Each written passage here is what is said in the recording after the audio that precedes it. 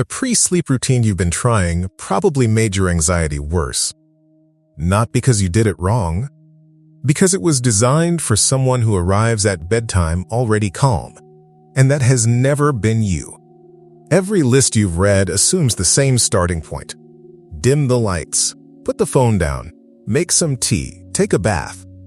And if you do those things in the right order, sleep should follow. That logic works beautifully for a nervous system that was already winding down. For a nervous system that's been running threat detection since noon, it doesn't touch the actual problem. This video is not another list of things to do before bed. It's an explanation of what a routine actually does, neurologically for an anxious brain, and a different architecture for building one. One that starts where you actually are. First, why the standard routine keeps failing you specifically. Then, what a routine is actually doing underneath the behavior. Then, what that looks like when it's built for an anxious nervous system, and how to start it tonight. Here's what usually happens. You read something or watch something about building a pre-sleep routine. It made sense. You gave it a real try. Chamomile tea at 9. Phone in another room. Maybe some light stretching. Maybe a journal. Maybe a meditation app. And for a few nights, maybe something shifted slightly. And then one night it didn't. And then another night you were too activated to start the routine at all. And then the routine itself started to feel like one more thing you were failing at. That's the trap that nobody names. For most anxious people, the standard pre-sleep routine doesn't just fail to work, it adds a layer. Now you're not just anxious about sleep, you're anxious about the routine. Did you do it right? Did you do it early enough? Is the fact that you're still activated proof that even this isn't working? Here's what actually happened. The routine didn't fail because you're not disciplined enough to follow it.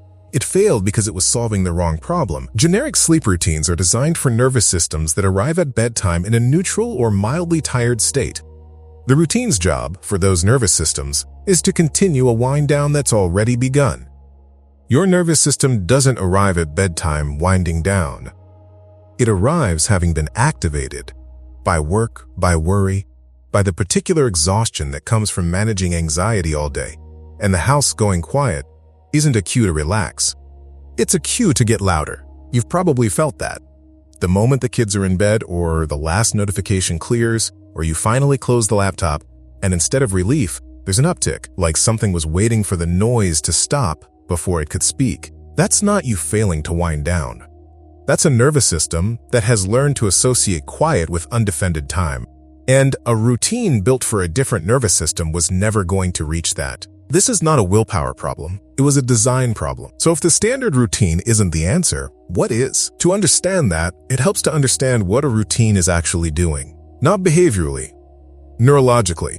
A routine works, when it works, through conditioned association. Your nervous system is a pattern recognition machine. It is constantly reading sequences and predicting what comes next. When a particular sequence of events reliably precedes sleep, the nervous system starts to treat that sequence as a signal, not an instruction. A signal. The sequence becomes a kind of language. The nervous system learns to read it. And when it does, it starts preparing for sleep before sleep arrives. Heart rate begins to drop. Cortisol starts to ease. The body begins its own preparation, not because you forced it, but because it recognized the pattern. That's why routines work. Not because the bath is inherently sedating. Not because chamomile has enough of anything in it to chemically induce sleep, but because the nervous system, over time, learns what the bath means. Here's the part that changes everything. For an anxious nervous system, that same mechanism is already running. It's already reading sequences and predicting what they mean. The problem is, it has learned to predict threat the moment you get into bed, the moment the light goes off, the moment you turn onto your back and try to still your mind. These are the sequences it has practiced, and it has learned what they mean.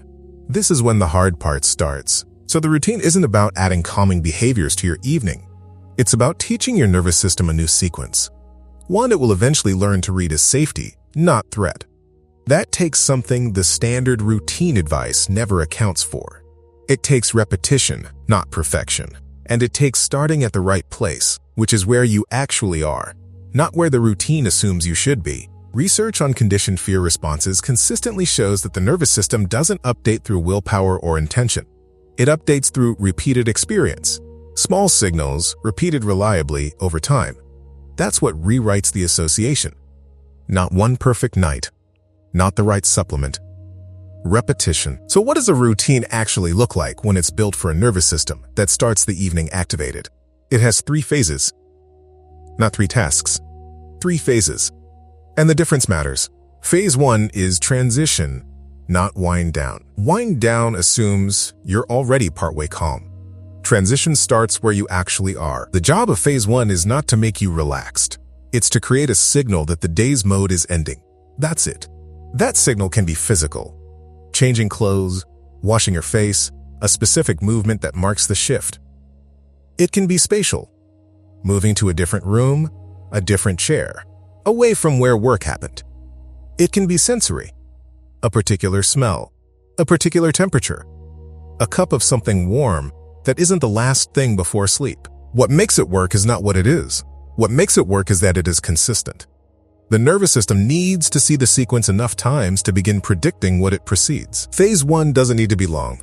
10 minutes is enough, it just needs to be the same. Phase 2 is deactivation, not relaxation. Again, the language matters. Relaxation is a destination. Deactivation is a direction. The goal of phase 2 is not to arrive at calm. It's to begin moving the nervous system away from the activated state it arrived in. That's a much lower bar. And that lower bar is precisely what makes it achievable. For an anxious nervous system, the best tools here are not the ones that require you to feel calm to use them. They're the ones that work on the body's physiology directly, bypassing the thinking brain, which is still running its threat calculations. Slow, extended exhales. Not deep breathing as a performance, just breathing out for slightly longer than you breathe in. 4 counts in, 6 or 8 counts out. That ratio activates the parasympathetic nervous system, the branch that signals safety, without requiring you to believe you're safe first. You don't have to feel it working in the moment. Your nervous system is responding whether you feel it or not. Physical weight also works. A blanket, a specific position, gentle pressure. Not because of magic. Because proprioceptive input, the sense of your body's position and weight, is one of the fastest signals the nervous system processes as grounding. Phase 2 is 10 to 20 minutes. It ends not when you're calm, it ends when you've done it. Phase 3 is permission, not sleep. This is the phase nobody includes, and it's the one an anxious nervous system needs most. The job of phase 3 is not to sleep. It is to enter the bed without signaling threat. That means no sleep pressure, no calculation of hours remaining, no assessment of whether you feel tired enough. You lie down. You let the body be horizontal. You give the nervous system one instruction. You don't have to do anything right now. That instruction is the point. Because the most powerful thing that is keeping the anxiety sleep loop in place is the belief that lying down is a performance you can pass or fail. Phase 3 says, there is no passing or failing here. There is only lying down. And that is enough. If you want to take this further, the Bedtime Dread Workbook in the description builds this 3-phase architecture night by night. It's designed for exactly this. For anxious nervous systems that have tried generic routines and found them missing something. Not a program to complete. A structure to return to. It works even on the nights when the dread starts early. The link is in the description. Here's how to start. Not the full version. Not the optimized version, the version you can actually do tonight. Pick one element from each phase. One thing that signals transition. One deactivation practice. The extended exhale is the lowest barrier to entry. One permission. A single sentence you say to yourself when you lie down. Something that removes the verdict from the night. That's the routine. It doesn't look like much. It's not supposed to. The anxious brain is very good at turning new practices into new performance arenas. The routine becomes something to do right, something to fail at, and then the routine itself becomes a threat cue. The way to prevent that is to make the routine so small that there is genuinely no version of it you could fail at. Extended exhales for 2 minutes, not 20. 2. The same physical cue to signal transition. The same sentence when you lie down. That's enough to begin the conditioning. The nervous system doesn't need the perfect routine, it needs the repeated sequence. Now, the objection that is probably sitting right there. But I've done things like this before, and I'm still activated anyway. Yes, And that will happen with this too. Some nights, the extended exhale will feel like nothing. Some nights you'll lie down and the calculation will start immediately. That is not the routine failing. That is the routine working exactly as it should, which is slowly, non-linearly, and without any obligation to produce results tonight. The research on conditioning is clear on this. The nervous system doesn't update in a single session. It updates through exposure. Repeated, low-pressure, forgiving exposure. A bad night inside the routine is still inside the routine. It still counts. It still registers. The nervous system is still reading the sequence even when you don't feel it. This is not a willpower problem. It is a repetition problem. And repetition is something anyone can do imperfectly.